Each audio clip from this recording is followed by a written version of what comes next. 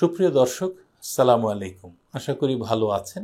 আজকে আমরা চোখের একটা রোগ, চোখের লেন্সে বিশেষ করে যে ছানি রোগ হয়, এই রোগটা নিয়ে আলোচনা করতে চাই। আসুন জানি ছানি রোগটা কি।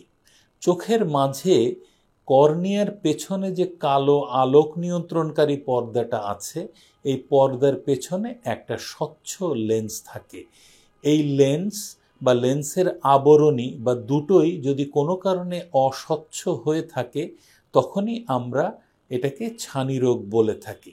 ধরুন কোনো রোগী ছানিতে আক্রান্ত, তিনি কিভাবে বুঝবেন যে তার ছানি রোগ হয়েছে?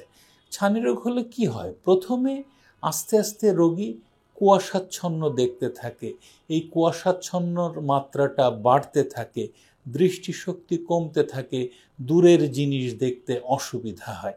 ধীরে ধীরে দৃষ্টি কমতে কমতে একেবারেই তিনি আর দেখতে পান না। এর বাইরে নিউক্লিয়ার স্ক্লেরোসিস নামে এক ধরনের ছানি আছে। এক্ষেত্রে রোগী দূরে ভালো দেখেন না, কিন্তু তিনি আবিষ্কার করেন যে তিনি কাছে চশমা ছাড়াই বেশ ভালো দেখতে পাচ্ছেন।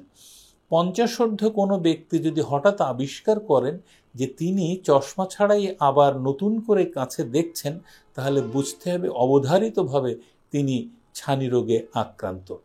এর বাইরে আর কি হয়?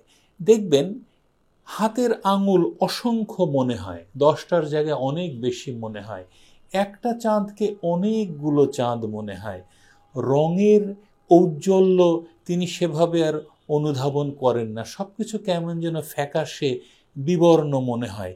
এই লক্ষণগুলো যদি আপনি ফিল করেন, তাহলে বুঝবেন যে আপনি ছানি রোগে আক্রান্ত।